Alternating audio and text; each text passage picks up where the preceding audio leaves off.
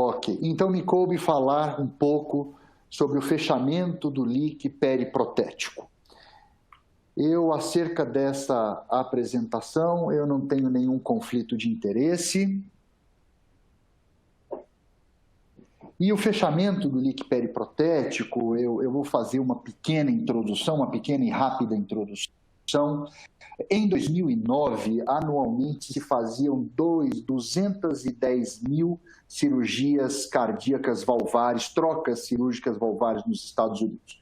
Como o Adriano bem falou, o advento da TAV mudou um pouco esse panorama. Em 2016, o tratamento TAV para válvula aórtica, o tratamento percutâneo da válvula aórtica ultrapassou em número o tratamento cirúrgico da válvula aórtica nos Estados Unidos. Hoje em dia, por causa disso, esse número de 210 mil caiu em média 40%. Mas, independente disso, os líquens paravalvares são encontrados em média de 2% a 17% na dependência de qual válvula e de série estudada. Então, apesar deles serem numericamente não tão frequentes, em função do grande número de procedimentos cirúrgicos que são realizados atualmente, eles atingem sim uma proporção que deve ser considerada. Os líquens periprotéticos, eles são mais comuns após o tratamento cirúrgico mitral do que o tratamento cirúrgico aórtico. São mais comuns quando se colocam próteses mecânicas do que quando se colocam próteses biológicas. A maioria desses líquens são reconhecidos e identificados no seu primeiro ano após o implante cirúrgico. E a causa mais comum desses líquens ou é uma intensa calcificação do anel valvar tratado cirurgicamente, o que dificulta muito os pontos dados pelo cirurgião. A degeneração dessa região pode fazer, então, que no pós-operatório abram-se esses espaços, esses líquens periprotéticos com consequente regurgitação perivalvar. A endocardite infecciosa da válvula também é uma das causas. E as cirurgias de retroca valvar enquadram-se entre os três mais importantes agentes causadores do aparecimento do líquen paravalvar. A imensa maioria desses pacientes são assintomáticos, mas uma pequena parcela deles, 1 a 5% destes pacientes, desenvolvem sintomas relacionados à regurgitação ao líquen paravalvar. A maioria desses sintomas estão relacionados à cardíaca. Desses pacientes que apresentam-se com insuficiência cardíaca apresentam já num quadro pelo menos classe funcional 3 ou 4. Cerca de 37%, 40% dos pacientes desenvolvem anemia hemolítica e 7,5% dos pacientes desenvolvem infecção na região do líquen. Portanto, esses pacientes que desenvolvem sintomas relacionados à regurgitação paravalvar, ao líquen paravalvar, eles estão basicamente em categorias. Aqueles pacientes com insuficiência cardíaca que desenvolvem sintomatologia de insuficiência cardíaca e aqueles pacientes que desenvolvem quadro de hemólise, além do quadro clínico de ICC. O ProBNP é um belo marcador da presença da insuficiência cardíaca, da hemólise, além da icterícia, da anemia, o aumento do DHL, da reticulocitose, e é por causa e esses líquens devem não só serem tratados para se obter redução dessa hemólise, redução da anemia, melhora da classe funcional, mas o líquen paravalvar ele é um preditor independente de mortalidade, com uma razão de 3,8 chances dele como preditor independente de mortalidade. Então, o líquen deve ser tratado quando sintomático, não só para aliviar o sintoma, mas porque ele também é um preditor de mortalidade. Uma vez, então, associado ao antecedente cirúrgico, ao quadro clínico, aos exames, porventura, laboratoriais que já possam ter sido colhidos, o diagnóstico vem através da avaliação multimodal de imagem.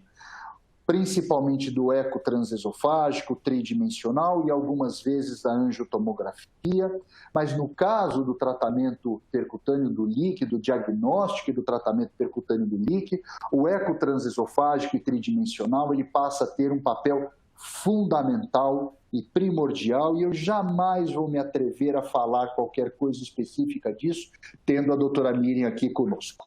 Apenas um exemplo, vejam só, os senhores serão brindados com imagens e aula magnífica da doutora Miriam, mas vejam os senhores uma prótese e aqui um leak periprotético, uma imagem 3D, a prótese na sua posição mitral e a abertura perivalvar que produz esta regurgitação. Esse leak pode ser classificado em relação ao seu tamanho. Quando o leak acomete menos de 10% de toda a circunferência, ele é tido como um leak pequeno. Quando o leak acomete de 10% a 20% da circunferência, ele é tido como um leak moderado. Quando o leak acomete mais de 20% a 25% da circunferência, ele é tido como um leak grande. E quando existe o acometimento de mais de 25% de toda a circunferência, nós nem chamamos mais de leak, chamamos sim de deiscência valvar. Realmente é uma situação muito grave que produz sintomas muito precocemente. Além disso, além do seu tamanho, o leak também pode ser classificado em relação à sua posição. Aqui um exemplo de uma prótese em posição mitral, nós chamamos de anterior quando ela está, a sua porção que está apontada para a válvula aórtica, lateral para a sua porção quando está apontado para o apêndice atrial esquerdo, e os leaks mais frequentes são então os leaks anterolaterais e póstero-mediais no que diz respeito aos registros. Baseado, então, a indicação do leak, ela sofreu agora uma recentíssima atualização no Consenso Brasileiro de Tratamento de Doença Cardíaca Valvar.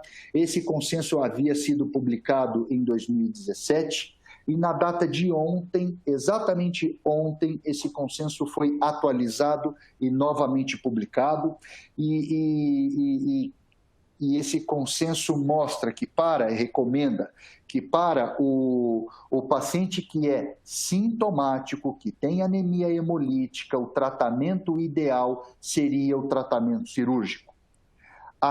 O tratamento percutâneo deve ser restrito, deve ser indicado como indicação classe 2A nível de evidência B para aqueles pacientes que têm hemólise ou sintomas, e que o leak tenha anatomia favorável e que o paciente seja de alto risco cirúrgico, sido avaliado previamente por toda a equipe desse paciente, pelos colegas cardiologistas clínicos, intervencionistas, cirurgiões cardíacos, radiologistas, time de anestesiologia, para que se decida para este grupo de paciente que tenha sintoma, leak de anatomia favorável para tratamento percutâneo, que seja de alto risco cirúrgico, seja então candidato com indicação classe 2A nível de evidência B para o tratamento percutâneo. O grande problema é que, apesar do tratamento cirúrgico ser indicação classe 1, existe uma mortalidade que é cada vez maior quanto mais vezes se operam essa cirurgia. Lembre os senhores que o paciente já fez uma primeira troca valvar e existe ali um problema perivalvar. O tratamento ideal seria uma nova abordagem cirúrgica, mas para cada nova cirurgia se acrescenta mortalidade. Muitas vezes esses pacientes, então, são pacientes de alto risco e que o tratamento cirúrgico passa a ser proibitivo ou de risco realmente bastante elevado, e então, para esse tipo de paciente, a oclusão percutânea passa a ser uma opção. Existem basicamente, eu não vou entrar em muitos detalhes técnicos, os senhores terão a oportunidade de ver um caso que será apresentado pelo Dr. Breno, mas existem 3 acessos vasculares ou 3 tipos básicos de abordagem dos leaks. O primeiro deles é a abordagem transeptal, onde se faz a punção da veia femoral, um catéter sobe pela veia cava inferior, átrio direito, se faz a punção transeptal, cai no átrio esquerdo, e se identifica através do eco a posição do leak, uma corda guia é passada por fora da prótese, exatamente no orifício do leak. Essa corda guia ela dá a volta no ventrículo esquerdo e vai lá para a aorta para poder dar um apoio maior. E um device que eu vou mostrar para os senhores daqui a pouco é então posicionado no leak para sua oclusão. Um outro acesso, esse é um acesso muito utilizado para a correção dos leaks perivalvares mitrais. Um outro acesso é o acesso transfemoral, muito utilizado para a correção dos leaks perivalvares aórticos, onde então se funciona a artéria femoral, sobe-se com um catéter, esse catéter ele é posicionado na raiz da aorta e de maneira semelhante uma corda guia, ela guiada pelo eco, ela passa pelo lado da prótese e se libera um device para a oclusão do leak. Esse acesso também pode ser utilizado para a oclusão de leak mitral, onde o catéter entra no ventrículo esquerdo, guiado pelo eco, uma corda guia passa por fora da prótese exata, fica no átrio esquerdo e através de uma punção transeptal essa corda é laçada e dessa maneira é feita através deste catéter ou através deste catéter, na dependência da anatomia, a colocação de um device para a oclusão do leak. E por último, a abordagem transapical. Algumas vezes, na dependência do tipo de leak, esta abordagem pode ser como a abordagem de primeira escolha, onde, através de mini-toracotomia, o cirurgião faz uma mini-toracotomia, faz uma punção transapical e se coloca o catéter dentro do ventrículo esquerdo e também guiado pelo eco, uma corda guia passa pelo leak e se faz a oclusão, com a utilização desses devices, que são alguns devices, todos eles feitos em nitinol. Nitinol é uma liga de níquel e titânio de altíssima resistência, extremamente moldável, que a baixa temperatura a gente consegue colocar essas estruturas dentro do catéter guia e na temperatura corpórea, ela uma vez exteriorizado do catéter guia, ela adquire esta conformação. Existem vários modelos anatômicos para cada tipo de orifício formado pelo leak, cada qual com sua característica específica. Os mais utilizados são os plugs vasculares da empresa Amplatz, então Amplatz Vascular Plug, tipo 1, tipo 2 são, de uma maneira, os mais utilizados. Também pode ser utilizado um device da Amplatz também dedicado para a oclusão de septo interventricular, mas os plugs vasculares são os mais utilizados na nossa rotina diária. O objetivo, então, é, através do ecocardiograma, identificar este orifício perivalvar, quer seja pelo acesso transeptal, pelo acesso femoral, pelo acesso anal. Damos uma corda guia por este orifício, utilizamos um tipo de plug específico para cada formato de orifício. Este plug terá duas faces, uma face atrial ou aórtica, uma face ventricular, na dependência da localização, e este plug produz a oclusão deste leak com consequente redução ou desaparecimento da sintomatologia, assim como redução ou desaparecimento da hemólise que antes vinha sendo causado pela presença desse leak. Os senhores, como eu disse, terão o privilégio de serem abrilhantados pela aula e imagens da doutora Miriam, mas a gente vê aqui num eco tridimensional a área mitral, o vazamento pelo leak. Este é o catéter que contém o plug vascular no seu interior, já se passou a corda guia pelo leak, e aqui uma imagem era um leak grande, e aqui uma imagem de dois plugs vasculares que produziram a oclusão do leak, deste leak perivalvar. Os registros, o embasamento científico ainda ele é incipiente, apesar do primeiro procedimento ter sido feito em 1992, realmente são nos últimos anos, principalmente nos últimos 7, 8 anos, que esse tipo de tratamento tem sido considerado, a tecnologia evoluiu e esse tipo de tratamento tem sido considerado como opção para esses pacientes de alto risco cirúrgico. A maior série delas publicada até hoje foi publicada em 2011 pelo Paul Soraja de Boston, foram 141 pacientes que foram 115 pacientes que tinham 141 defeitos paravalvares, média de 68 anos, um risco cirúrgico realmente intermediário a elevado, 7%, 53% do sexo masculino, 77% dos pacientes que foram submetidos àquela época ao tratamento percutâneo do LIC evoluíram, foram considerados como procedimentos com sucesso, 30 dias de taxa de complicações em 30 dias ao redor de 9%, uma morte súbita, quase 2% de eventos de morte súbita, 2,5% de AVC, menos de 1% dos pacientes precisou do tratamento cirúrgico, 5% desses pacientes tiveram algum tipo de sangramento. As principais complicações relacionadas a esse tipo de procedimento são o BAVT, o nó atrioventricular está posicionado anatomicamente exatamente na junção do septo interatrial com o septo interventricular. Então, os líquids de posição tanto medial, tanto aórtico quanto mitral, são os líquids que, quando corrigidos, podem induzir uma lesão ou uma compressão do nó atrioventricular com consequente BAVT, na dependência da posição desse LIC em relação à prótese mitral, a utilização desses dispositivos pode levar a uma interferência no funcionamento da válvula mitral, com consequente correção do LIC, mas então disfunção dessa prótese, então se corrige o LIC, mas a prótese passa a ficar insuficiente. Esse é um dos cuidados que a gente tem que tomar cuidado, tem que ter quando se está fazendo esse tipo de correção. Quando o LIC ele é um LIC perivalvar aórtico, a gente tem que tomar muito cuidado com a altura e o posicionamento das coronárias, porque na dependência desta situação anatômica e do tipo de device utilizado, pode levar ao comprometimento do ósseo coronariano e também pode existir embolização desse LIC. A maioria dessas embolizações são para o ventrículo esquerdo. Existem laços SNERes ou até mesmo pinças para biópsia endomiocárdica que a gente consegue utilizá-las para poder fazer o resgate desses LICs quando embolizados.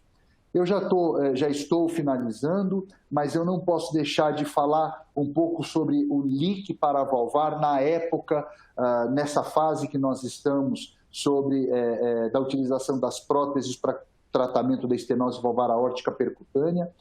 Não posso deixar de mencionar que, pela primeira vez no mundo, um consenso, no caso, o Consenso Brasileiro de Tratamento de Valvopatias, como eu disse para os senhores, o Consenso Brasileiro, publicado na data de ontem, contempla como indicação classe 1A, junto com o tratamento cirúrgico, o tratamento percutâneo da estenose valvar aórtica sintomática, como indicação classe 1A para pacientes de baixo risco e maiores do que 70 anos de idade.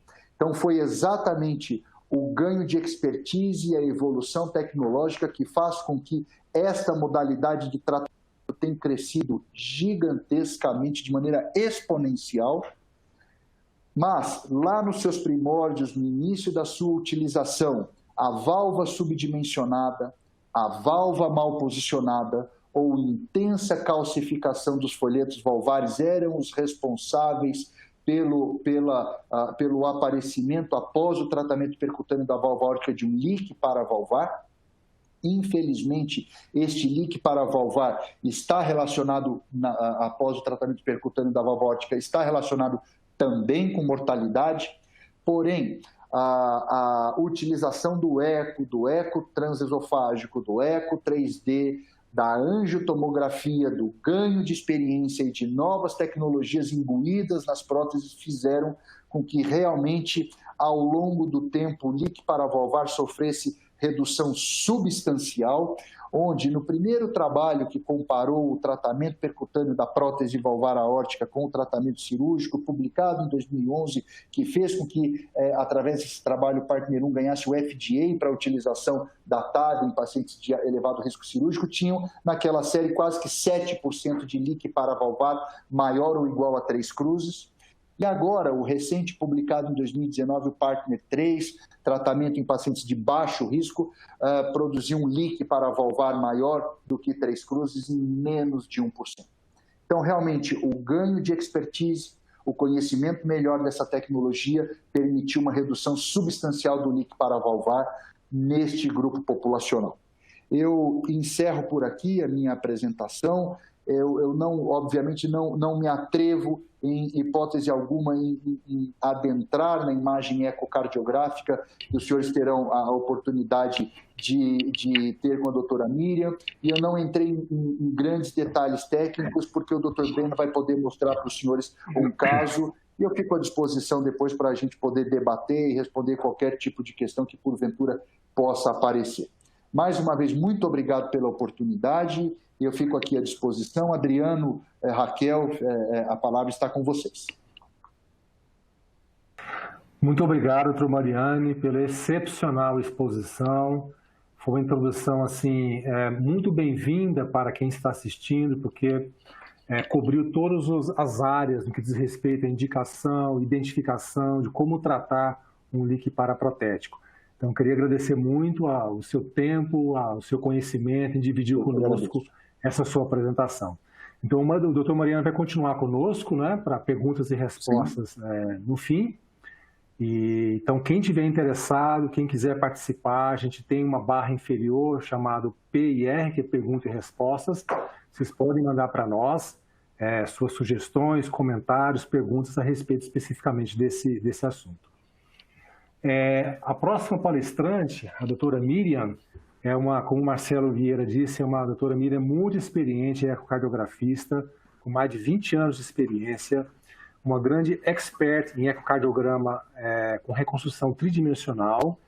E o ecocardiografista, ele se tornou um grande aliado do intervencionista nos últimos anos, como eu disse anteriormente, em especial em algumas sub-áreas do tratamento de cardiopatias estruturais, como, por exemplo, o tratamento do leak paravalvar. Então, para o intervencionista é fundamental, uma condição sine qua non, um ecocardiografista experiente, que sabe interpretar muito bem e que auxilie, praticamente dita para o intervencionista o local de abordagem de oclusão do leak paravalvar.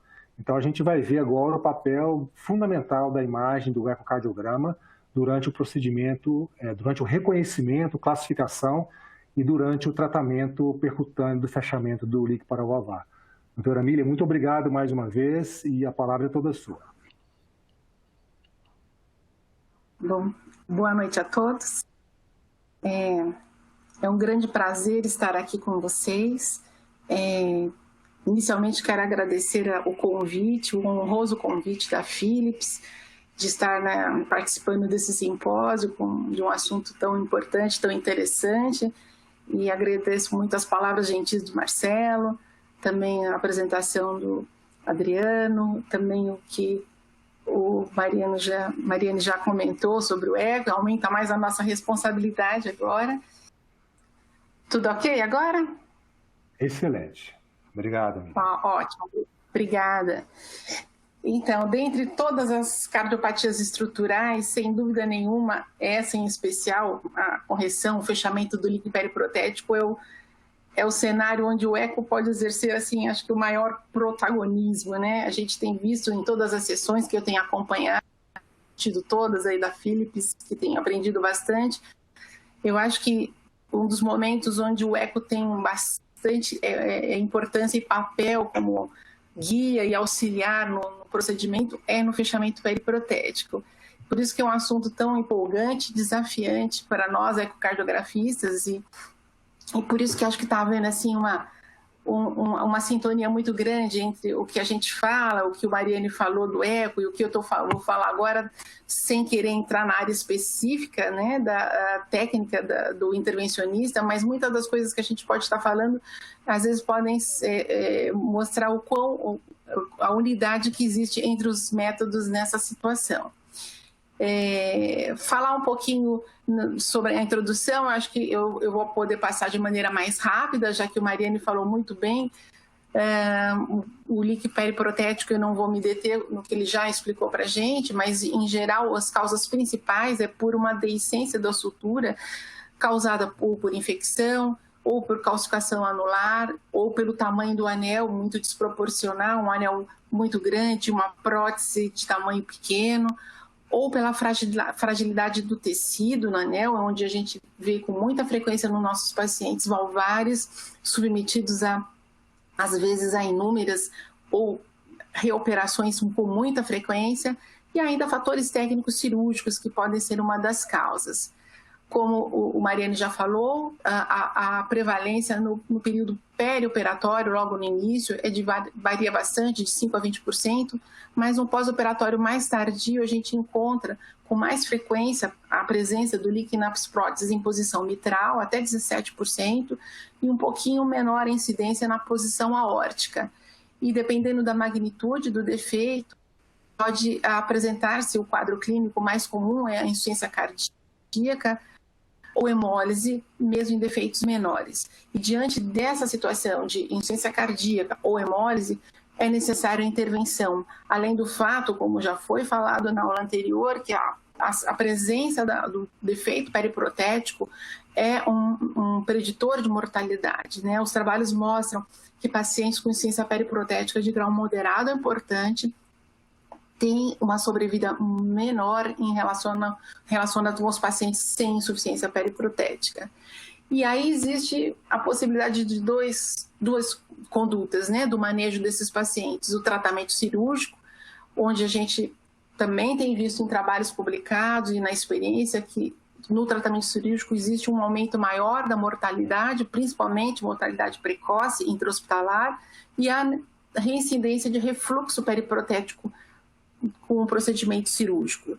E o fechamento percutâneo surge, então, como uma opção bastante importante e bastante vantajosa por apresentar uma menor mortalidade, melhora da classe funcional e pelo fato de intervir menos, um menor número de reoperações.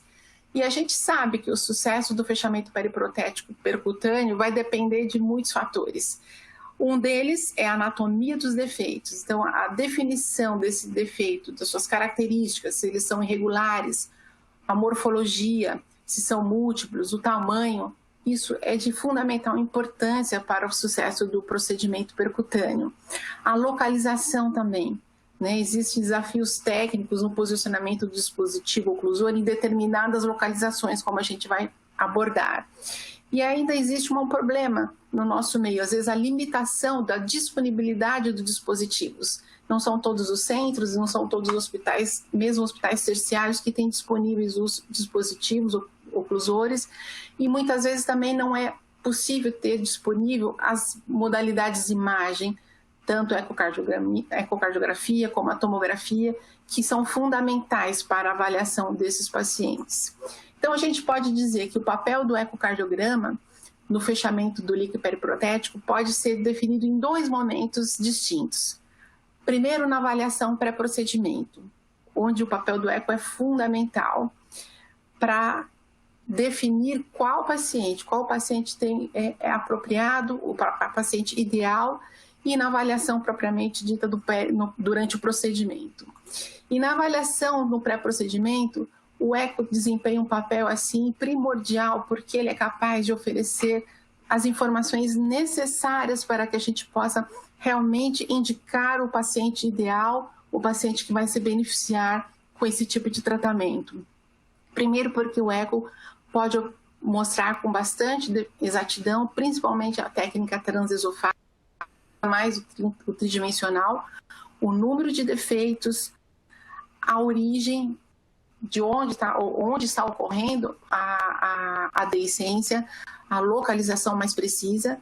A morfologia é muito importante a gente definir o formato do defeito, se ele é arredondado, se ele é elipsoide, se ele é tipo em fenda. Isso tudo é muito importante para o planejamento do procedimento percutâneo, para a escolha do dispositivo ideal. As dimensões também é extremamente importante, isso vai definir qual dispositivo ideal, o tamanho, o tipo, e a gravidade, sem dúvida, a importância, é muito importante definir se esse defeito é discreto, se está gerando uma insuficiência periprotética discreta, moderada ou importante. E todas essas características que o eco pode oferecer e fornecer são fundamentais para a seleção do paciente e do dispositivo oclusor. Eu diria que essa etapa aqui, ela é fundamental. Se não for realizada da maneira mais adequada possível, com o maior número possível de informações e detalhamento, com certeza a chance de ter um tratamento percutâneo de sucesso será menor. Então é aqui que o eco 3D exerce o seu maior papel, em oferecer, em prover todas as informações com mais detalhe, com mais acurácia do que o eco bidimensional. Então o eco 3D é fundamental. Essa é a mensagem que a gente iria passar para os clínicos. Toda vez que você está diante de um paciente com uma insuficiência periprotética e com a possibilidade ou com um planejamento de um tratamento percutâneo, não é possível definir, não é possível identificar e selecionar de maneira adequada sem a realização do eco transesofágico e de preferência tridimensional, para que seja possível uma discussão adequada do caso, um planejamento com o heart team, com o clínico, com o intervencionista e com o ecocardiografista juntos para discutir todos esses detalhes que são fundamentais para uma boa indicação e um sucesso do tratamento. E um momento distinto é do papel do eco, que nós vamos mostrar alguns casos práticos e exemplos a seguir, é a avaliação durante o procedimento.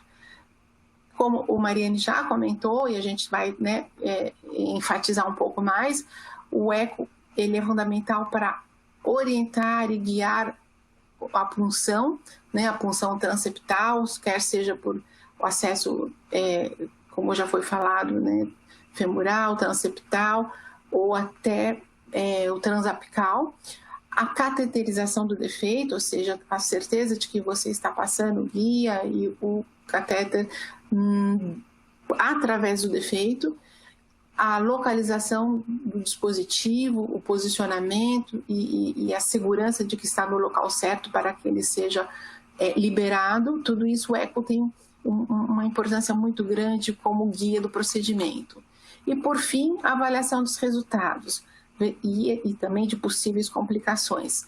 A avaliação dos resultados é verificar se existe o defeito residual e quantificar se ele é discreto, moderado ou importante, se o posicionamento está correto, se a angulação do dispositivo está ideal, se não há nenhuma complicação como a interferência na mobilidade dos discos, uma prótese mecânica, se não existe oclusão do ósseo coronariano, ou complicações como tamponamento cardíaco, embolia de ar.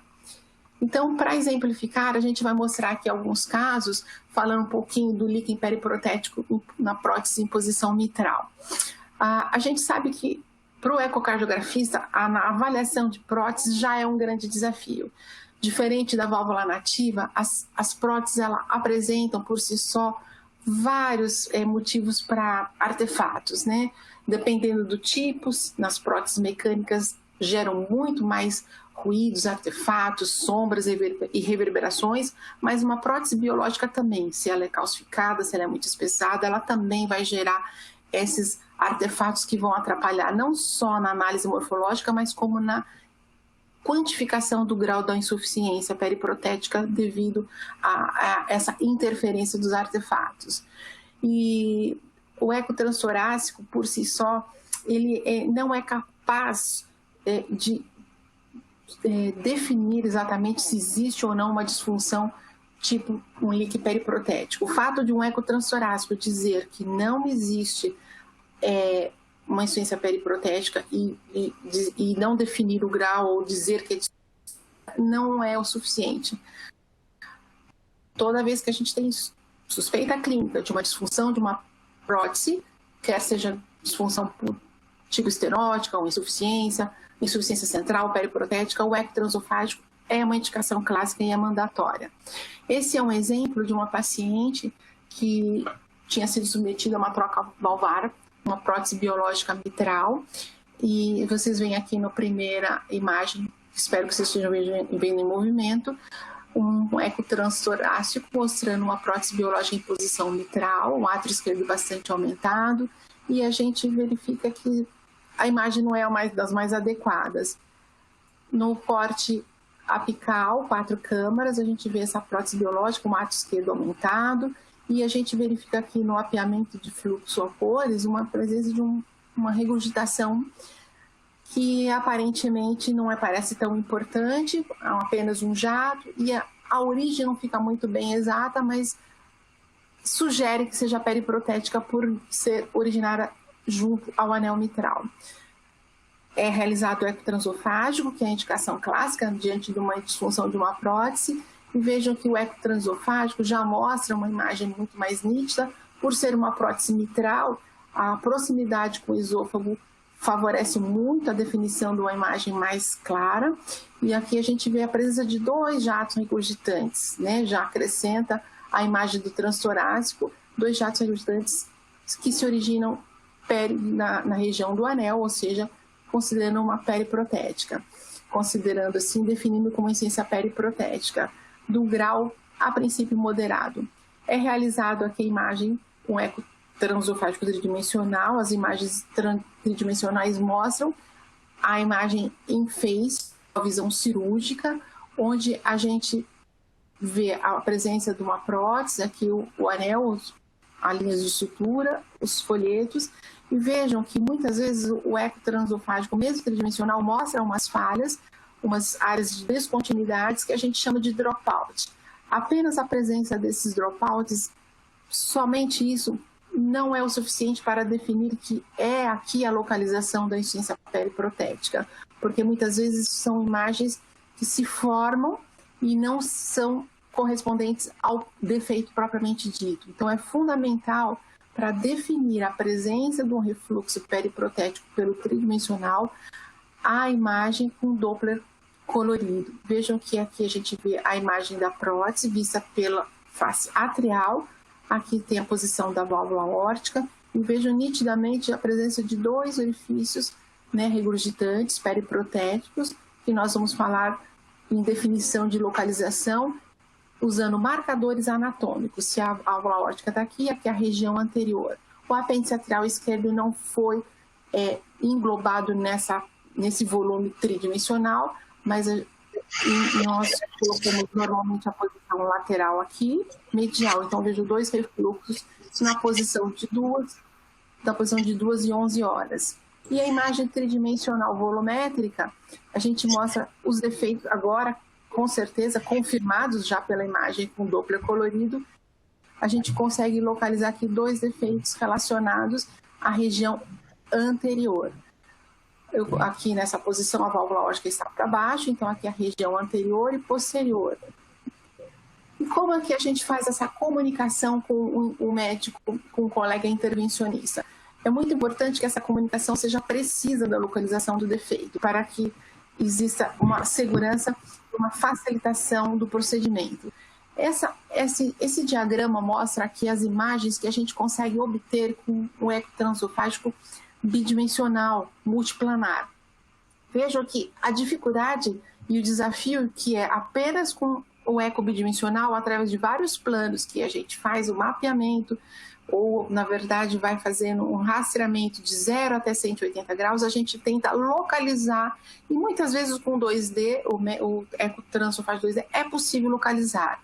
Porém, não com tanta precisão como o 3D, porque o 3D consegue mostrar a imagem mais próxima da realidade, na face atrial, colocando a aorta numa posição como se fosse 12 horas do relógio, a região posterior contralateral aorta seria 6 horas, o apêndice atrial entre 10 e 8 horas, mais precisamente 9 horas, e a região medial relacionada ao septo 3 horas. Utiliza-se muito a marcação como de um relógio, mas muitas vezes para o hemodinamicista isso não é tão preciso. Isso funciona muito melhor para o cirurgião no eco intraoperatório, onde a imagem que o cirurgião vê do eco e com eco 3D é muito semelhante, muito próxima. Por isso, a gente tem preferência utilizar mais marcadores anatômicos. Então, veja essa imagem de uma prótese mecânica vista pela face atrial, que é a visão in face ou visão cirúrgica, a válvula aórtica aqui, onde a gente diz que é anterior, contralateral é a região posterior, a região relacionada ao septo é a medial e a região relacionada ao apêndice lateral esquerdo é lateral. E tem as posições intermediárias, né? Anterolateral, anteromedial, posteromedial e posterolateral. Veja aqui um exemplo de um defeito, de um leak localizado próximo a 3 horas ou, como a gente prefere dizer, na região anteromedial. E dessa forma, acho que a comunicação fica mais fácil para o médico intervencionista. Além da localização, a gente precisa definir o grau dessa insuficiência periprotética. E a gente utiliza alguns parâmetros quantitativos. Um deles é a medida da área da vena contrata, que pode ser feita pelo eco bidimensional, porém não é o método mais preciso, uma vez que a gente faz apenas uma medida linear e não está vendo o defeito por inteiro. Muitas vezes você vai estar medindo uma área mais estreita e não correspondendo exatamente a todo o defeito. E a gente utiliza como um parâmetro de corte para um defeito, um leak importante, quando existe uma medida maior de 6 milímetros da largura da vena contrata. Uma maneira mais precisa é a eco tridimensional, onde a gente pode fazer a medida dos defeitos, como foi do exemplo anterior, e fazer as duas medidas em 2 eixos, comprimento e largura pelo 3D. Pode ser utilizado a imagem volumétrica, como é esse exemplo aqui, embora ela não seja a forma mais precisa. A gente tem preferência de utilizar a técnica da reconstrução multiplanar, onde utilizando os planos ortogonais, cortando exatamente em cima do defeito, é possível planimetrar com mais exatidão, com uma acurácia melhor, a medida da vena contrata. E a gente utiliza como parâmetro de corte acima de 0, igual a 0,5 cm², para definir como uma insuficiência periprotética, um leak periprotético importante. E como o Mariane já comentou, um outro método bastante utilizado é o quanto existe de comprometimento do anel, da circunferência do anel. A gente considera um leak periprotético maior que 30% de comprometimento como importante e, como foi falado, menor que 10 discreto, entre 10 e 30 moderado. Além desses dados morfológicos e hemodinâmicos utilizados pelo Doppler, tanto do 2D como do 3D, é muito importante a gente utilizar os parâmetros hemodinâmicos do paciente que a gente obtém aí na nossa análise integrada. Quando o pico de velocidade é maior que 1,9, isso sugere que a insuficiência da prótese mitral, tanto periprotética como central, seja importante. Se nós estamos vendo um ventrículo bastante hiperdinâmico, com débito cardíaco diminuído, significa que esse refluxo é importante. Outro parâmetro interessante é a relação da integral da velocidade, que a gente chama de VTI, que seria um índice Doppler, tudo que passa pela mitral e tudo que passa pela via de saída do ventrículo esquerdo. Se essa relação está muito aumentada, acima de 2,2, a gente diz que essa insuficiência mitral é importante. Uma curva de Doppler contínuo densa, com pico precoce, sugere também. E a área de convergência pelo colo Doppler, que é o método que a gente utiliza pelo PISA, também, embora ele não tenha sido validado para prótese, sim para válvulas nativas, mas ele também pode sugerir que seja importante quando essa área está aumentada. E quando existe a pressão arterial pulmonar bastante aumentada, também fala a favor de uma insuficiência mitral importante. Aqui, exemplificando o que já foi comentado, essa classificação utilizando o total da circunferência do anel protético acometido, maior que 30%, importante. Aqui um exemplo mostrando uma insuficiência periprotética bastante importante, acometendo mais que 30% do anel. E vejam aqui a disposição, como a gente falou, anterior, posterior, lateral e septal. A quantificação da insuficiência periprotética, a gente utiliza os mesmos parâmetros sugeridos pelas nossas diretrizes, lembrando que a vena contrata maior que 0,6 é um dos parâmetros bastante utilizados, e o orifício maior que 0,5 também são parâmetros com maior sensibilidade, com maior acurácia. Quando a gente fala agora de leak periprotético aórtico, nem sempre a avaliação do eco é tão bem sucedida quanto da mitral. Existem algumas dificuldades quando a gente está diante de um paciente com uma prótese mecânica ou biológica à posição aórtica, é muito mais desafiador. Primeiro, porque existe uma limitação espacial do eco transofágico da válvula aórtica, pela própria disposição ou distorção do plano valvar aórtico, o eixo curto, apesar de estar ser possível verificar, ser avaliado e a gente conseguir identificar os seios e os ossos coronarianos, nem sempre a visão em face é tão fácil, ela é mais difícil do que na mitral. A região anterior no eco transofágico está mais distante, né? Lembrando que tudo que é mais posterior no esofágico a gente vê com mais nitidez, mas a gente tem uma boa saída. Aqui são os cortes transgástricos, onde a gente pode ter uma visão melhor da via de saída do VE, embora exista uma limitação espacial para a localização dos defeitos. Então, o que a gente utiliza para passar informação para o intervencionista é a localização do líquen em relação aos ossos coronarianos. Aqui é o exemplo de uma imagem bidimensional, o mesmo paciente na imagem tridimensional, a gente vê o septo interatrial aqui, então é o seio não coronariano, o osso da coronária direita, o seio coronariano esquerdo e o osso coronariano aqui definindo o seio coronariano direito. Esse é um exemplo de um paciente com uma insuficiência periprotética vista pelo eco tridimensional, vista pela face ventricular, acometendo uma boa parte do seio coronariano direito, ou seja, em torno de 30%, definindo como uma insuficiência periprotética importante. Mas a gente tem que reconhecer que nem sempre é tão fácil obter uma imagem como essa. É muito mais fácil, muito mais tranquilo avaliar uma insuficiência periprotética na mitral do que na aórtica. Esse é um exemplo de um paciente que chegou para fazer uma avaliação ambulatorial, não era um paciente internado, é um paciente de 68 anos que tinha feito uma cirurgia de troca aórtica mitral por prótese biológica e o paciente estava evoluindo com um quadro de insuficiência cardíaca, já vinha sendo medicado com todas as medicações para IC e apresentava já um ventrículo esquerdo dilatado, uma fração de ejeção diminuída e pressão pulmonar aumentada. A primeira imagem aqui é de um eco transofágico, um corte de 120 graus, o átrio esquerdo está aqui, o ventrículo esquerdo, e a gente vê uma prótese biológica onde um dos folhetos não tem uma mobilidade normal, está espessada, mostrando uma possível estenose aqui da prótese mitral. E a prótese aórtica, veja a nossa dificuldade, que existe uma sombra da prótese mitral em cima da via de saída, não conseguindo mostrar muito bem a via de saída do ventrículo esquerdo. Com um mapeamento de fluxo a cores, com Doppler colorido, a gente percebe que existe realmente uma restrição da mobilidade da prótese mitral, ou seja, ela tinha sinais de estenose, uma insuficiência central discreta, e a prótese aórtica, aquela dificuldade que uma limitação, uma presença de uma insuficiência possivelmente periprotética, originada aqui bem junto ao anel. Vejam a imagem tridimensional do eco 3D na visão do cirurgião em face. A válvula aórtica, a prótese aórtica está aqui, então aqui a região anterior e posterior.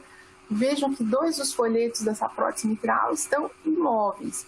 Somente o folheto da prótese na região anterolateral se move, o da anteromedial fixo e posterior fixo, então definindo uma estenose da prótese. E quando a gente avalia agora a prótese aórtica pelo 3D, o que a gente vê? Que existia uma mobilidade normal dos folhetos, não havia restrição, e quando utiliza o transofágico com o Doppler colorido, a gente identifica uma presença de uma insuficiência periprotética na região do seio não coronariano, veja um septo interatrial aqui, e a imagem tridimensional com 3D da prótese aórtica, olhando pela face ventricular, a gente também avalia e consegue perceber a presença de uma insuficiência periprotética da prótese aórtica, relacionada aqui entre o seio não coronariano e a válvula e a prótese biológica mitral. Vejam que somente pela avaliação do Doppler colorido, mesmo no 3D, é difícil quantificar o grau dessa insuficiência periprotética, já que se trata de um paciente com disfunção da prótese mitral e era importante definir o grau dessa insuficiência periprotética. Vejo que mesmo nossas diretrizes, poucas informações a gente tem em relação à vena contrata, a área do orifício regurgitante pelo 3D, porque na análise da prótese, aórtica é muito mais difícil. Mas esse paciente achei bastante interessante, porque seria um candidato a uma possível abordagem percutânea, tanto para a correção do possível válvula mitral, como possível fechamento percutâneo dessa insuficiência periprotética numa insuficiência que tinha um aspecto de pelo menos de grau moderado. Então seria um caso interessante para uma discussão no Heart Team com essas informações obtidas pelo eco transofágico 3D.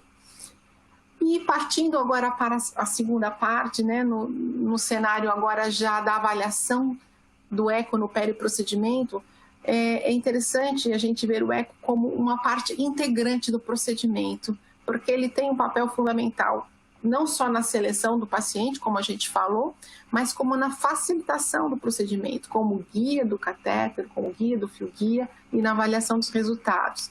Então, durante o procedimento, o eco vai confirmar um diagnóstico que já foi realizado previamente, a localização, o tamanho e a severidade do defeito periprotético. A gente sabe que em defeitos protéticos leaking maiores, de magnitude maior, muitas vezes é mais interessante e é muito mais eficaz a colocação de mais de um plug, mais do que um dispositivo, do que apenas um. E às vezes, quando o defeito é muito pequeno, às vezes também existe o risco de embolização. Então, a confirmação do tamanho, a localização é fundamental. A gente sabe que também defeitos localizados na região mais medial de uma prótese mitral vai levar um pouco mais de dificuldade técnica na hora de cateterizar, na hora de passar o fio-guia e colocação do dispositivo. Tudo isso é muito importante na hora do planejamento e da execução do procedimento. O eco é muito importante para excluir a presença de trombo, vegetações nas próteses, vai facilitar a passagem do guia, a colocação do catéter, como a gente já comentou. Muitas vezes o guia pode passar para dentro do orifício da prótese e isso é visto de maneira muito mais fácil pelo eco, tanto bidimensional como 3D. A avaliação da posição do dispositivo, se está inclinado, se está angulado, se está fechando adequadamente, né? Antes de liberação do dispositivo, é muito importante assegurar o funcionamento adequado da prótese, uma complicação que não é tão comum, mas como já foi comentado, é a interferência do catéter e do dispositivo na abertura e no fechamento da prótese. Isso acontece com mais frequência na prótese mitral, na prótese mecânica, ou na prótese aórtica, uma oclusão do ósseo da coronária. Isso também pode ser identificado. E a avaliação da insuficiência periprotética, se há necessidade de colocar mais um dispositivo ou não, tudo isso o eco tem um papel fundamental nessa avaliação imediata após a colocação do dispositivo. E, como a gente já falou, a possibilidade de detectar complicações como embolismo de ar ou ainda tamponamento. Aqui são exemplos de um paciente, de uma avaliação periprocedimento, durante o procedimento, onde o paciente aqui tem uma prótese mitral com uma insuficiência periprotética aqui vista na região mais medial, mais anterior, a imagem verificada aqui pelo eco 3D, mostrando o defeito na região mais anterolateral, com a possibilidade de fazer a medição, tanto pela face atrial como pela face ventricular. Confirmado o defeito e a posição, o eco é importante na passagem da punção transeptal. Muitas vezes, quando o defeito, como a gente já havia comentado, é mais na região medial do anel, muitas vezes essa punção tem que ser feita mais superior, né, ou mais posterior, melhor dizendo, para que haja a possibilidade da deflexão do catéter, Aqui a imagem do 3D mostrando a punção transeptal indo em direção ao defeito. Aqui uma imagem da punção do catéter passando pelo septo interatrial e já passando pelo defeito. E a imagem bidimensional pelo eco transesofágico aqui mostrando também a passagem do catéter, a colocação do dispositivo, ainda a presença de uma insuficiência residual discreta. Vejam aqui já o resultado da colocação do dispositivo e ainda a resultado final mostrando aqui a posição e fechamento com um discreto refluxo residual visto tanto pelo eco transesofágico 2D como pelo 3D, um efeito residual considerado pequeno. Esse aqui é um outro exemplo de uma paciente que já tinha sido operado várias vezes, 4 cirurgias, vejam só, a troca valvar mitral por 4 situações, e mostrando aqui uma insuficiência periprotética pelo eco transtorácico. Vejam aqui o defeito ainda visto pelo eco bidimensional. Aqui a imagem pelo bidimensional, pelo eco transesofágico, mostrando a insuficiência periprotética importante. A imagem do defeito localizado junto ao septo, junto ao apêndice atrial, então é mais lateral, anterolateral, e aqui mostrando a presença de 2 defeitos. As pacientes aqui tinham já uma pressão pulmonar bastante aumentada, a fração de ejeção normal, e mostrando aqui a medição, a possibilidade de medir os 2 defeitos pelas imagens tridimensionais. E aqui um último exemplo que eu queria mostrar no paciente com doença reumática, também com a troca valvar, uma insuficiência periprotética importante. Veja a imagem do transtorácico, a imagem do transtorácico no corte apical, mostrando o defeito, a insuficiência periprotética. Vejam a imagem do eco transesofágico bidimensional, uma insuficiência periprotética mais localizada na região mais posterior.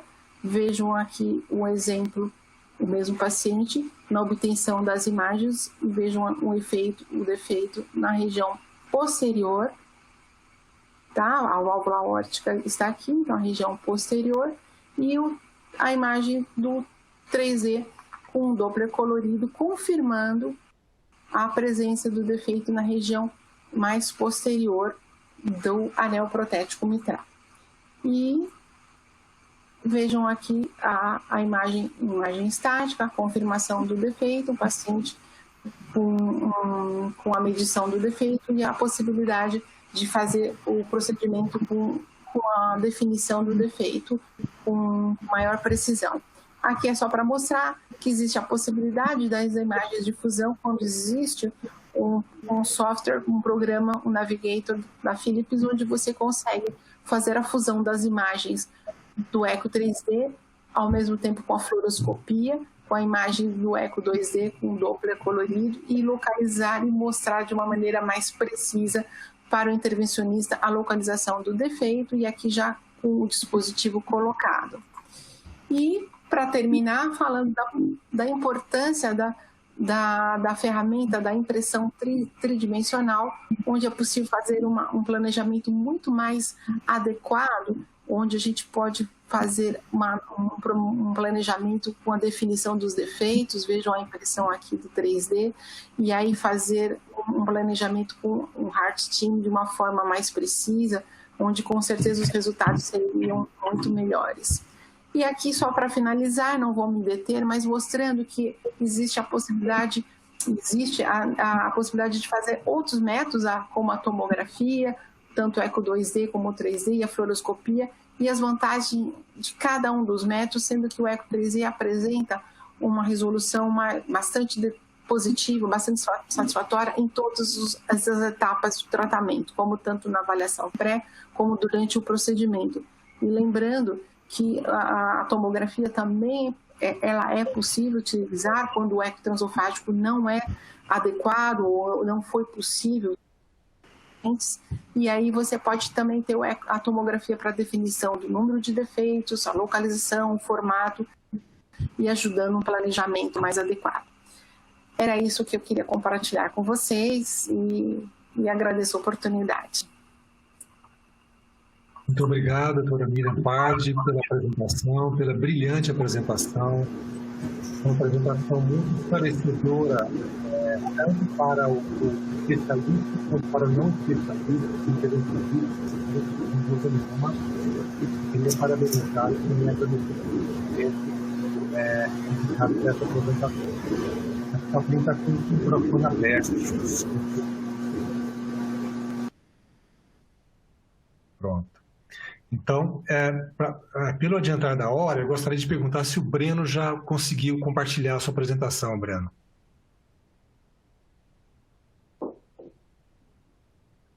Seu microfone está mudo.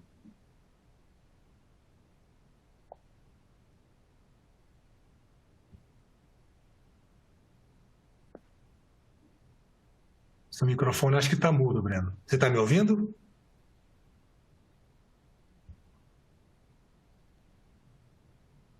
Você está me ouvindo? Você está me ouvindo? Agora perfeitamente. Perfeitamente. Ótimo, ótimo. Você conseguiu compartilhar, Breno? Enquanto eu estou compartilhando aqui a tela, eu gostaria primeiro de parabenizar a Philips. Eu já coloquei o screen share aqui. Realmente por essa iniciativa que consegue reunir assim um time de especialistas maravilhosos aqui, que eu, assim, por generosidade, estou fazendo parte deles aqui.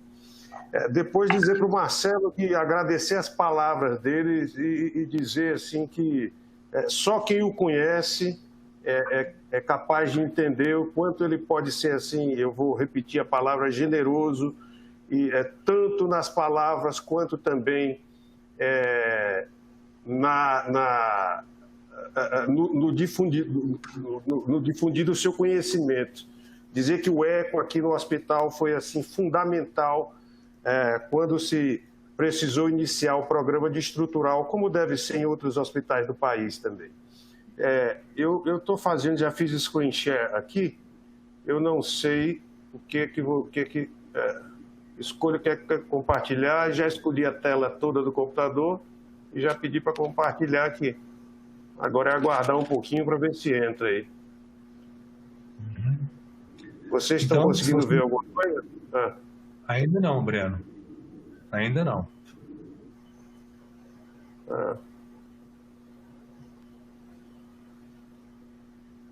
Outro panel. Adriano, enquanto o Breno está arrumando, acho que agora vai conseguir. Eu vou aproveitar. Deu? Entrou? Por favor. Compartilhei. Entrou? Compartilhei. Aí. Acho que tá entrando, mas ainda a gente não vê ainda os seus slides, Breno. Certo.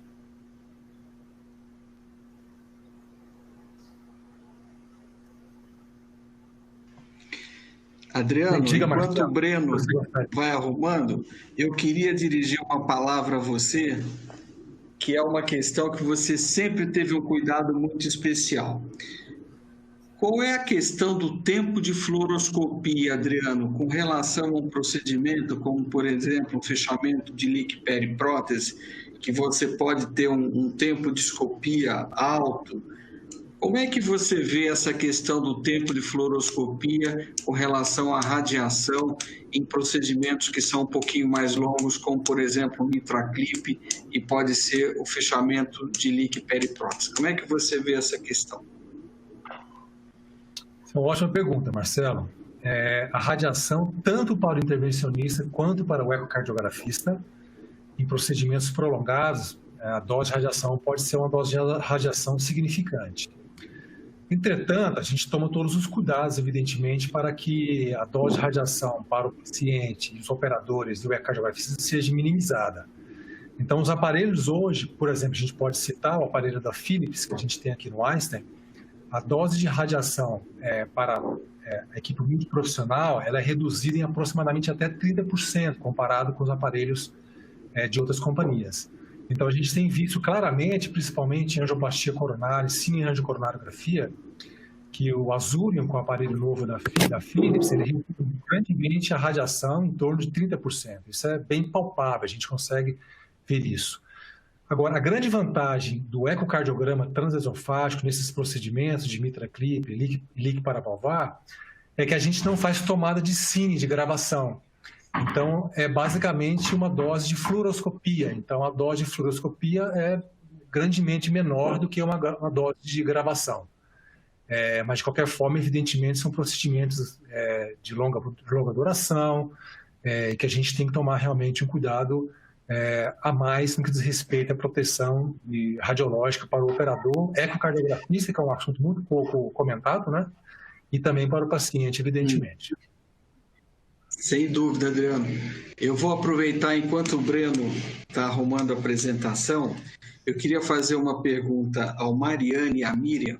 Como é que vocês veem a questão do treinamento, Mariane e Miriam, especificamente para aquele que vai se dedicar ao tratamento transcatéter, Mariane, ao procedimento de doenças, para o tratamento de doenças estruturais, e para a Miriam também, como é que ela vê essa questão do treinamento do ecocardiografista para aquele que vai se dedicar também do ponto de vista de envolvimento no Heart Team em relação ao apoio para esse tratamento tão complexo? Como é que o Mariane vê isso, o treinamento do hemodinamicista com relação ao tratamento transcatéter, e a Miriam, como é que vê a necessidade do treinamento especial do ecocardiografista dedicado também ao tratamento transcatéter? Como é que vocês veem isso? Mariane?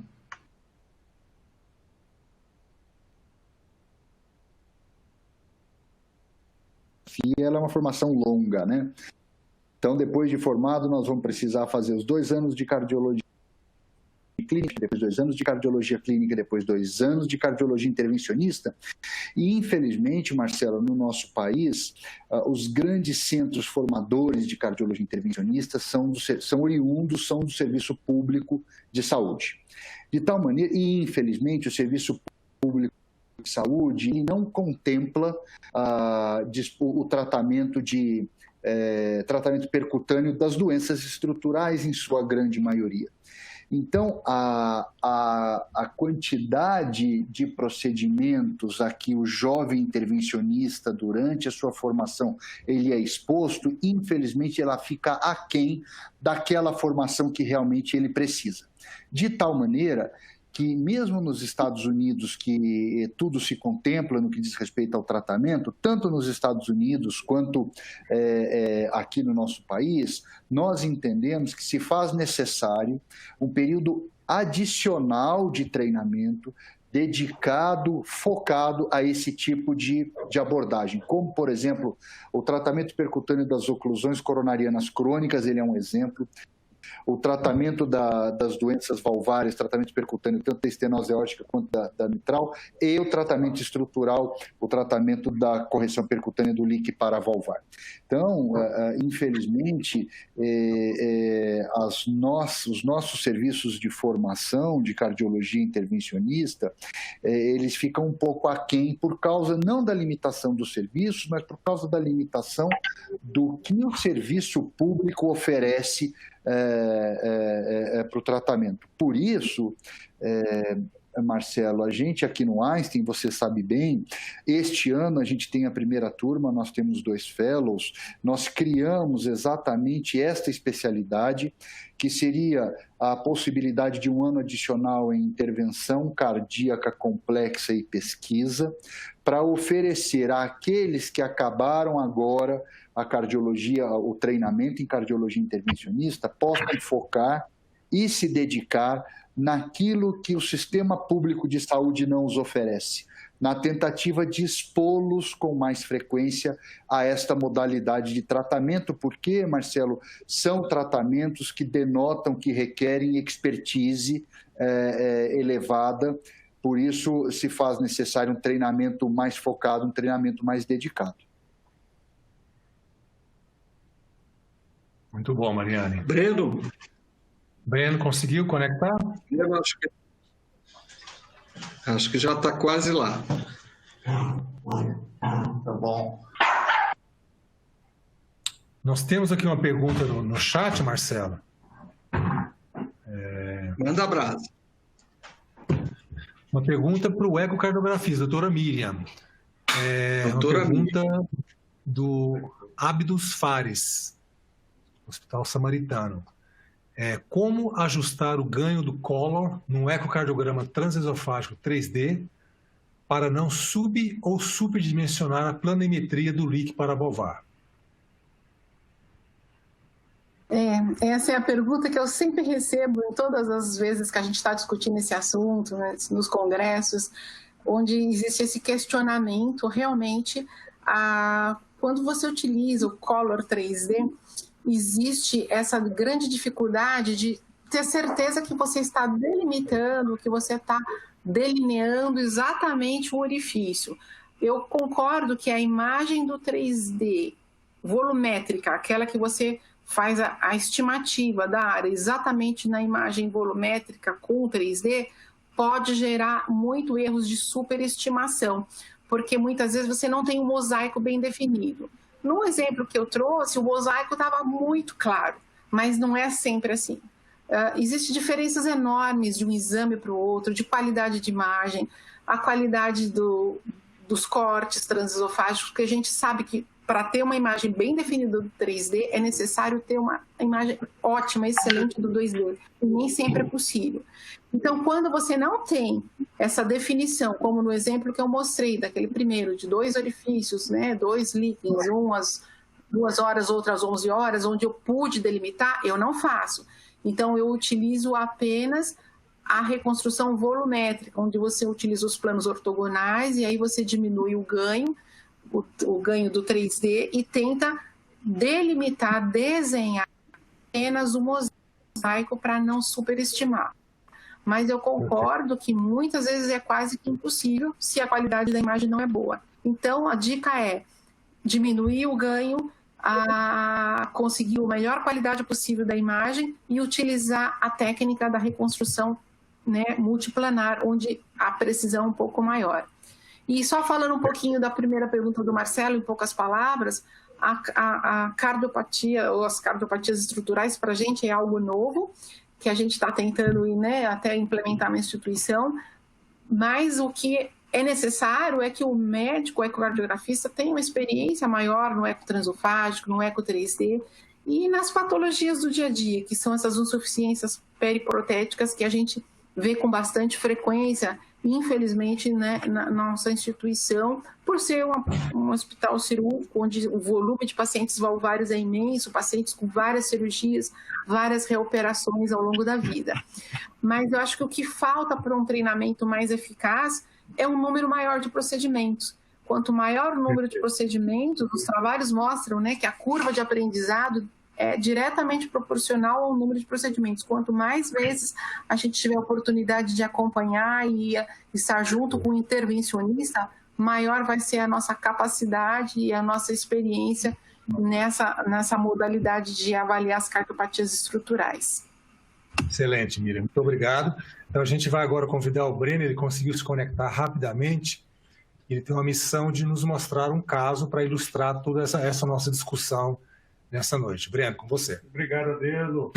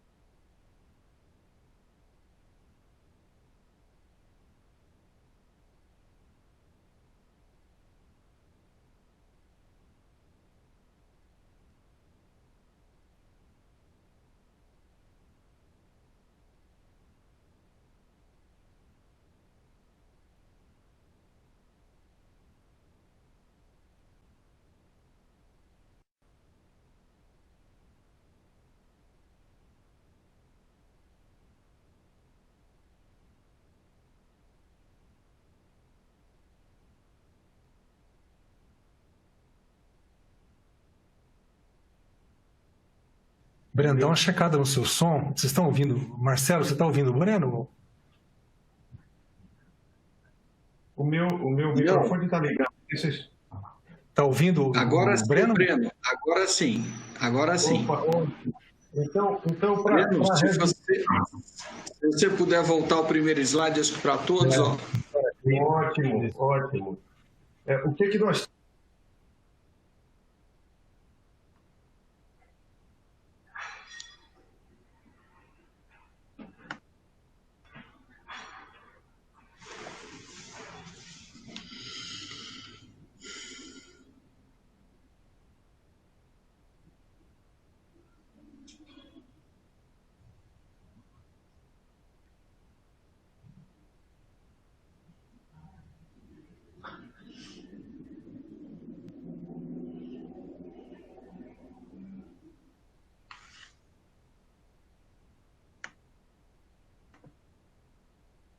Miriam, você quer descrever o eco?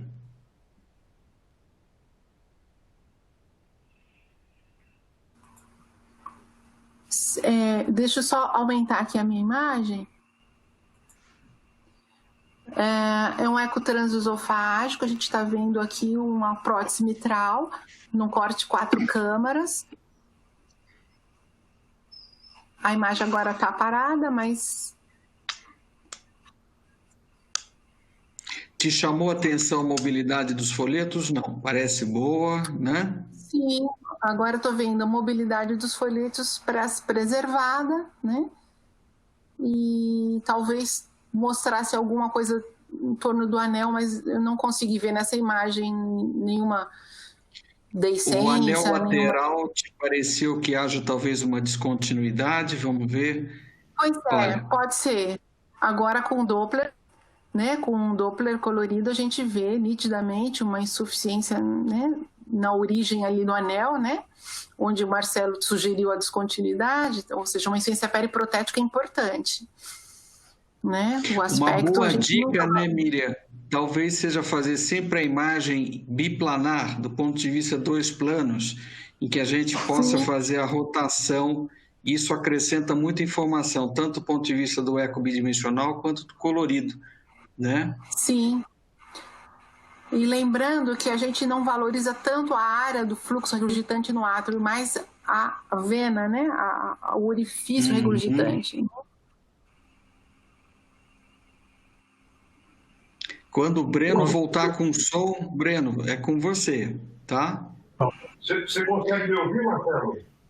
Pode falar, estamos ouvindo bem. Ah, ótimo. Não, eu tinha informação que não estava conseguindo me ouvir. Manda brasa, pode falar.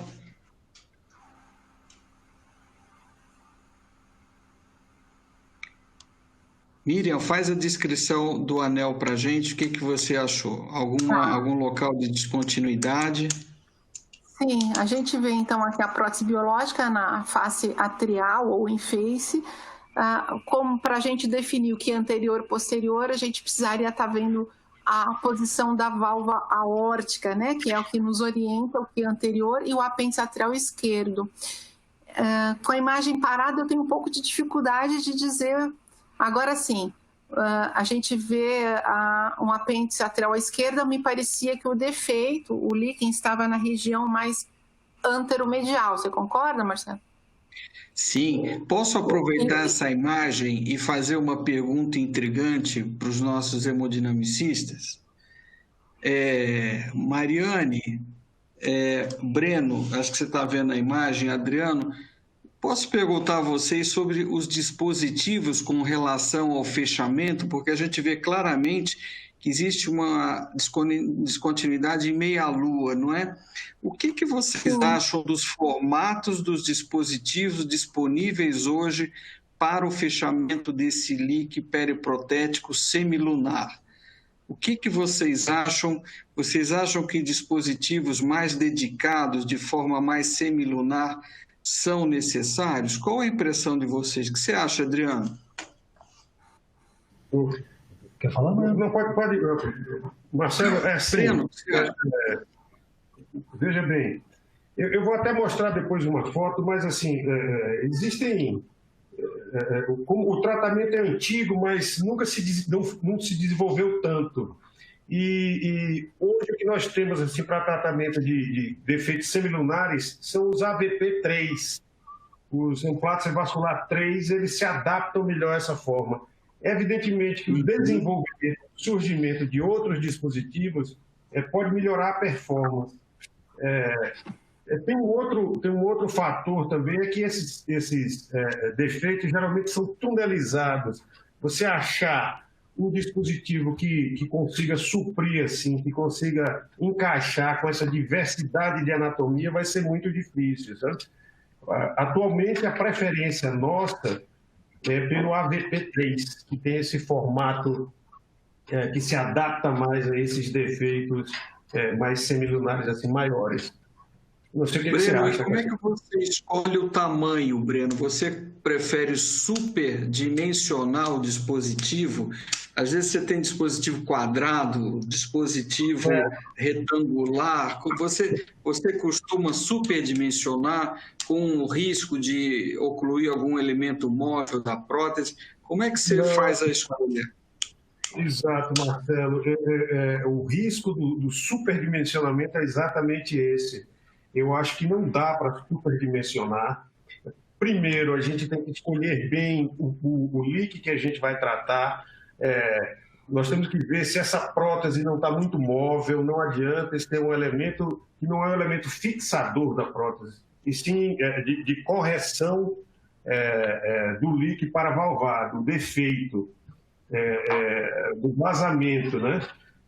Então, não adianta a gente querer fixar a prótese, nem adianta querer colocar um grande dispositivo achando que vai fechar com o só. Às vezes é melhor você colocar o primeiro e aí tentar colocar um segundo para fechar tudo, do que tentar colocar um grande correndo o risco de ocluir os elementos móveis. Eu não sei o que você tem uma opinião diferente, Cacheta. Não, acho que é isso mesmo. Assim, o que nos importa para o intervencionista são as dimensões do leak paraprotético e, evidentemente, a morfologia. E também o percentual que ocupa na circunferência, que foi comentado pela Miriam e pelo Mariane. Então, a morfologia que evidentemente nos importa, mas o mais, por assim dizer, se pudéssemos hierarquizar o grau de importância, é o tamanho, né, as dimensões do orifício e o quão ele ocupa na circunferência total do achado do ecocardiograma. Breno, rapaz, manda a brasa aí. Exatamente. Isso só para a gente mostrar, na realidade, que ela tinha esse grande grau de congestão, mas mantinha uma fração de ejeção preservada, e o tamanho, o quanto o eco pode ajudar, calculando até as dimensões desse orifício. Uma prótese biológica normal posicionada, mobilidade adequada, insuficiência periprotética na região anterolateral. Como a própria doutora Miriam já falou, medido 7x6. O tratamento desse leak na região anterolateral, eles são assim, de mais fácil, menor complexidade técnica, porque quando nós ultrapassamos o septo interatrial, a anatomia nos permite já ser direcionado exatamente, essa é uma figura, aqui em vermelho a oclusão a prótese já ocluindo, exatamente na região anterolateral. A anatomia permite que, ao cruzar, você seja direcionado quase que de uma forma mais automática para essa direção. Natural, né? Natural, exatamente. Então, você está dizendo, Breno, que quando o leak paravalvar na região septal, como foi mostrado pela doutora Miriam, tecnicamente é mais difícil do que lateral, né? Na posição mitral, claro. Não tenho dúvida. Não tenho dúvida. Esse é um exemplo aqui de um corte tomográfico de um defeito anterolateral. E das técnicas, como o Mariane já mostrou, nós temos 3 técnicas possíveis, e para esse caso anterolateral, nós optamos por fazer uma punção transeptal nos dirigirmos ao defeito através de um catéter específico, cruzarmos o defeito e, às vezes, você precisa passar pela via de saída da aorta e laçar esse guia, externalizar esse guia pela artéria femoral esquerda, ou, às vezes, você só com um guia mais rígido, com o corpo mais rígido, você consegue passar o catéter guia e colocar o stent dentro, colocar o catéter guia dentro do ventrículo esquerdo. Nós temos as imagens aqui angiográficas do caso. Os senhores podem ver, depois da punção transeptal, o catéter de Mullins no átrio esquerdo. Por dentro desse catéter de Mullins, nós temos um catéter de MPA, ou multipurpose, e nós estamos tentando com uma guia realmente assim, muito maleável, ultrapassar certinho pelo orifício do leak paravalvar. Às vezes nós dispomos também hoje de catéteres que fazem uma movimentação ativa, o catéter de eletrofisiologia chamado Agilis, que você consegue orientar a ponta do catéter e consegue direcionar o fio guia com mais tranquilidade por dentro do orifício periprotético. Depois que nós fazemos conseguimos acessar o ventrículo esquerdo através do leak, o primeiro catéter é passado através do leak paravalvar. Os senhores podem acompanhar aqui pela ponta do catéter ele progredindo para o ventrículo esquerdo. Através desse catéter, desse primeiro catéter, que tem um diâmetro menor, nós passamos uma corda guia que tem um corpo mais rígido para dentro do ventrículo esquerdo. Existem algumas possibilidades hoje, pelo menos 3 possibilidades, e o material da TAV também tem nos ajudado. E através dessa corda de corpo mais rígido, os senhores podem ver essa bainha mais calibrosa progredindo através do leak, através do orifício e entrando no ventrículo esquerdo. Essa é a posição através do qual o plugue vascular será colocado dentro do ventrículo esquerdo e tracionado depois até o defeito, até o leak paravalvar. Tirando o catéter, fica só o introdutor de Mullins aí. E os senhores podem ver agora a primeira metade do plugue vascular sendo liberada dentro do ventrículo esquerdo, fora da válvula mitral.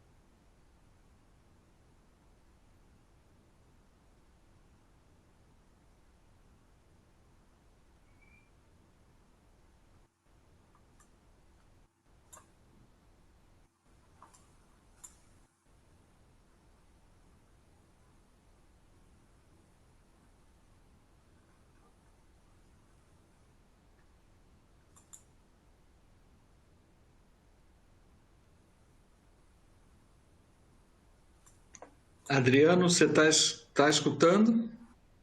Estou escutando, sim, Marcelo. Você está escutando? Adriano, vai relatando os passos que... Então, aqui o plug ele tem 2 porções. Tem uma porção que foi essa porção um pouquinho mais arredondada e foi liberado na face ventricular. E o ecocardiograma é um guia importante, evidentemente, para o posicionamento da primeira porção do plug. E depois, esse disco, que é a segunda porção do plug vascular, ele fica na face atrial. E, mais uma vez, uma dupla checagem com o ecocardiograma transesofágico, a gente faz movimentos de avanço e recuo para testar se o plug está bem preso no leak paraprotético. E uma vez provado e comprovado que o leak que não existe shunt residual importante e que o leak não está móvel, a gente libera a prótese com o desenrosco do cabo que é ligado no próprio plug. Vocês conseguem ver aqui na porção superior o cabo ainda conectado ao disco e segundos após a desconexão do cabo aqui nesse momento, e o disco é totalmente liberado. Está conseguindo ver, Breno? Você quer falar aqui no meu? Pode ser, pode ser. Vou trocar de lugar com o Breno aqui, só um segundinho. Marcelo, você consegue me ouvir agora? Manda um abraço, Clarice. Ótimo. Eu não sei o que aconteceu com o microfone aqui do meu computador, mas esses são os diversos modelos de dispositivos que nós temos aí que podemos usar na oclusão do leak para valvar. O G aqui, os AVPs 3, que depende, evidentemente, do tamanho, da morfologia, e que escolhe baseado nisso mesmo, na morfologia e tamanho, Marcelo. Opa, desculpa. Agora, vamos... Opa, veja se... Marcelão, o que nós temos aqui é o controle essencial. Você que estava em sala aí, provavelmente deve lembrar do que aconteceu, mas você pode ver aqui o defeito já ocluído, a imagem aqui do AVP, do AVP aqui, e vocês vão ver depois... cadê? Onde aqui está aqui, cacheta? Aqui, ó. Isso. Vai carregar aqui agora. Vou mostrar aqui. O defeito, mostra o defeito ocluído aqui. Opa. Não é mesmo? E a ausência de fluxo. Com o dispositivo bem posicionado, não é? Exatamente. Perfeitamente bem, o orifício, né? Essa é a descrição do eco à esquerda e mostrava exatamente o AVP, que é o Amplatzer Vascular Plug 3, no orifício, e a ausência de regurgitação, só um refluxo central discreto. Essa paciente teve uma evolução extremamente favorável, assim, do ponto de vista cardiológico. Ela continua com as comorbidades, nós temos 2 anos de follow-up. Do ponto de vista cardíaco, lógico, ela ainda tem insuficiência tricúspide, ela permanece em diálise, mas ela conseguiu melhorar muito a qualidade de vida depois do procedimento. E vocês podem ver a fração de ejeção preservada e 2 anos depois,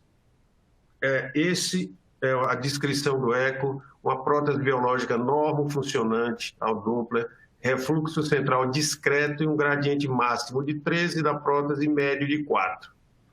Permanece... Breno, e o aspecto, olha, extremamente significativo foi o remodelamento reverso do átrio esquerdo. Ela teve diminuição dos diâmetros e do volume do átrio esquerdo, diminuindo o risco com relação ao acidente vascular cerebral. Então, esse fechamento foi de capital importância para ela no seu segmento clínico, não é?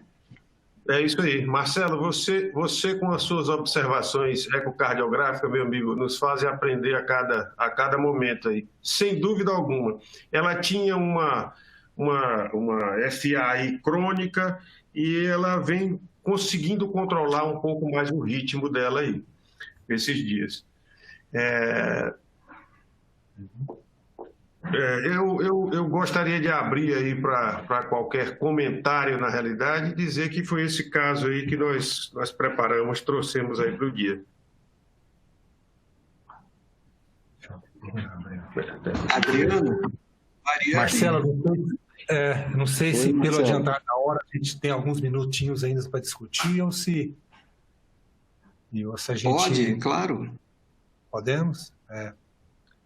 Então, uma pergunta que eu faria para você, para a Miriam, com relação, às vezes, Miriam, a gente se encontra numa situação onde o paciente, tanto um leak paraprotético mitral quanto aórtico, às vezes é difícil para o ecocardiografista diferenciar se o paciente tem um leak associado a uma disfunção de prótese ou se alguma coisa ou outra predominante. Então, não é infrequente a gente receber, às vezes, pacientes na hemodinâmica a gente não sabe precisamente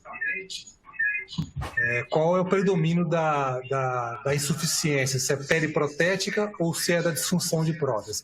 Como é que o ecocardiografista, quais são as pistas que ele tem para nos informar a respeito do predomínio da disfunção, se é periprotética ou da prótese propriamente dita? Eu entendi que a pergunta é como diferenciar a insuficiência central de uma periprotética, é isso? Exatamente, Porque às vezes tem a combinação das duas também, né? Sim, sim.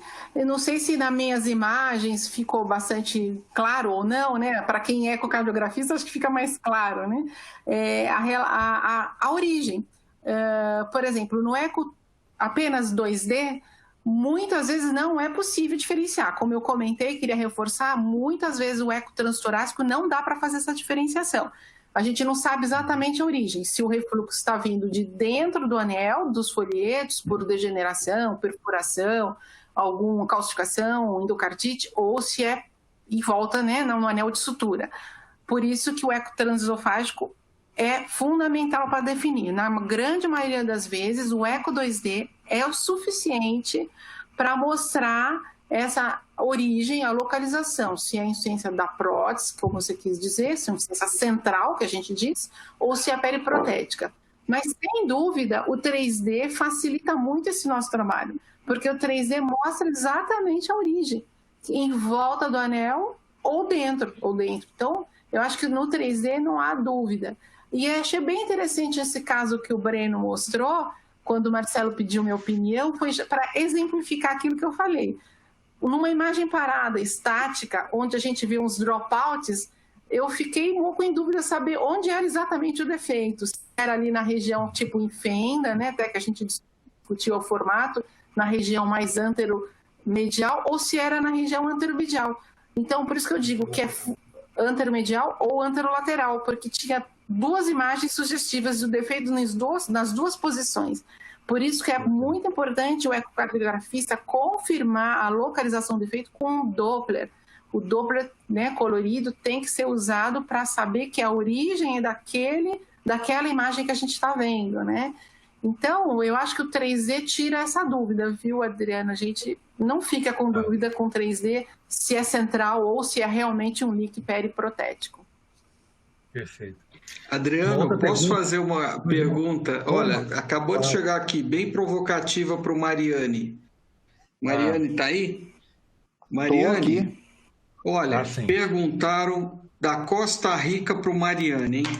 Mariane, se o paciente tiver um FOP, isso ajuda, atrapalha, faz com que você faça uma reflexão mais longa se você vai fazer a punção transeptal via FOP, se for muito plana, muito raso, se for a fossa oval for muito próximo do anel atrioventricular, você foge do FOP, você procura o FOP. Como é que você trabalha com o FOP? É tudo que a gente não quer, né, Marcelo? É ter um FOP quando precisa fazer uma punção transeptal, né? E a gente sofre muito quando isso acontece e a gente precisa fazê-la para um tratamento percutâneo desse. Então, o FOP atrapalha. Na dependência da posição anatômica do leak, a punção transeptal ela deve ser, às vezes, mais alta, mais posterior, de tal maneira que a presença do FOP ela atrapalha e nós não usamos o FOP, já que existe a abertura do septo, eu vou usar o FOP para fazer a passagem do átrio direito para o átrio esquerdo, porque, de um modo geral, a posição do FOP natural não nos ajuda em nada, muito pelo contrário, atrapalha uma punção transeptal. Perfeito. Eu acho que só complementando o que o Mariano disse, o intervencionista não pode cair na tentação de, pelo fato de existir um FOP, ele aproveitar e usar essa essa comunicação entre o lado direito e esquerdo, essa abertura para usar a passagem dos catéteres, do sistema de entrega, etc., porque pode não corresponder à região ideal da punção transeptal a princípio, que poderia ser feita. É isso, pessoal. Adriano, você tem uma outra pergunta? Não, do ponto de vista de ecocardiograma, só para se a gente pudesse finalizar, nós temos um aliado que são a imagem multimodal nos últimos anos, que é fundamental para o intervencionista, tanto, evidentemente, no diagnóstico, no planejamento pré-procedimento, durante o procedimento e após o procedimento. Então, nós aprendemos muito com o ecocardiografista, nas cardiopatias estruturais e também, evidentemente, no assunto de hoje, que é o líquido paravalvar.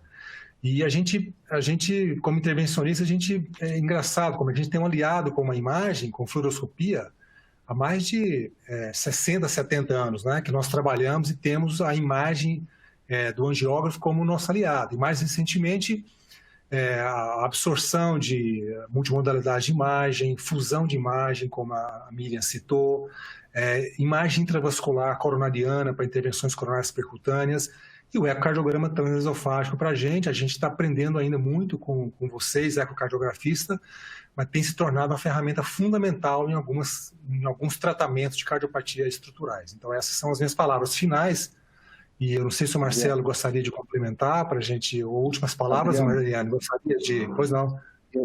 Eu só queria adicionar uma coisa que você falou, que eu acho que é extremamente importante, é a fusão da imagem do raio-x com a fusão da imagem ecocardiográfica.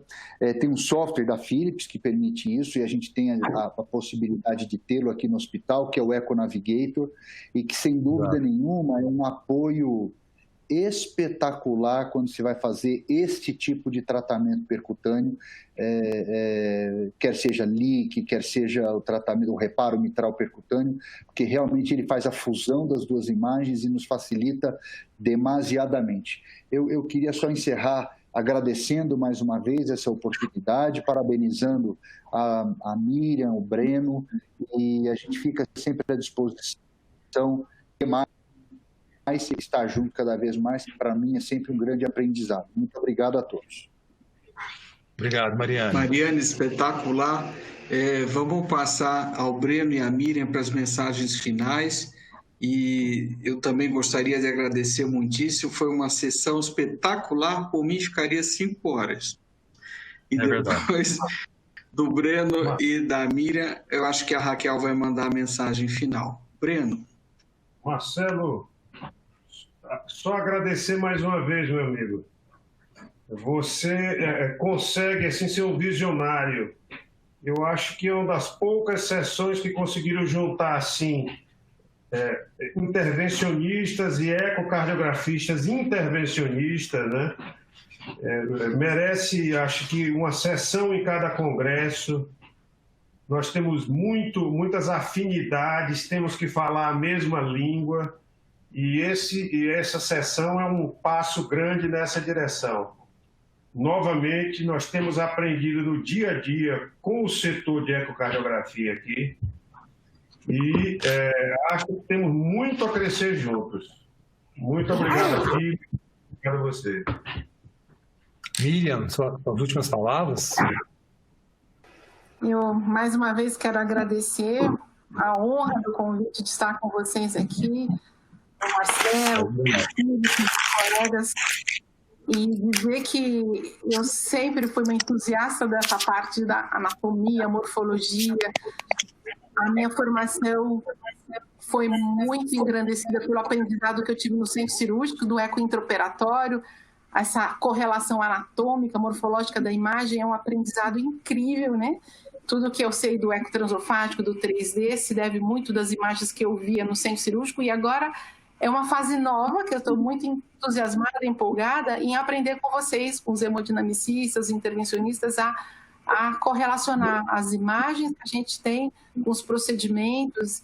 E eu acho que temos muito que aprender, e se familiarizar cada vez mais com os procedimentos, e eu tenho certeza que esse é o caminho, né? Um caminho que vai favorecer muito né, a evolução dos nossos pacientes, né, evitar cirurgias, evitar complicações, evitar, né, mortalidade. Então, acho que é algo que a tendência é crescer cada vez mais e a gente espera estar crescendo junto, né, em aprendizado e nessa troca de experiências. Muito obrigada pelo convite, mais uma vez.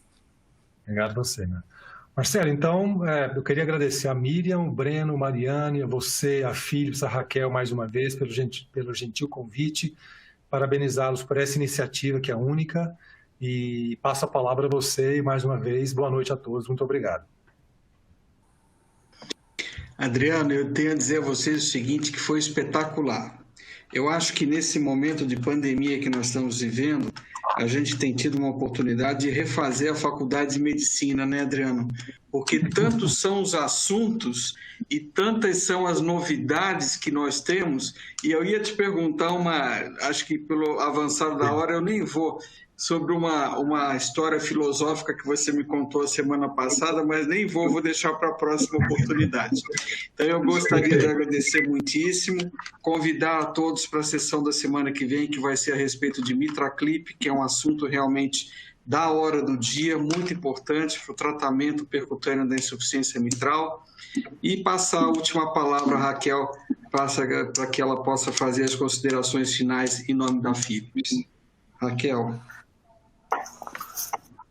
Obrigada mais uma vez, essa noite muito especial, na presença desse brilhante Heart Team. Doutores, foi sensacional. Doutor Marcelo, doutor Breno, doutor Mariane, doutora Adriane e doutora Miriam. Muito obrigada pela presença de vocês e pela brilhante explanação. Mais uma vez reforço e agradeço a todos que nos assistiram e espero contar com vocês na nossa próxima sessão, que será, como o doutor Marcelo já bem mencionou, MitraClip, nesse mesmo horário. Uma boa noite a todos e mais uma vez obrigada.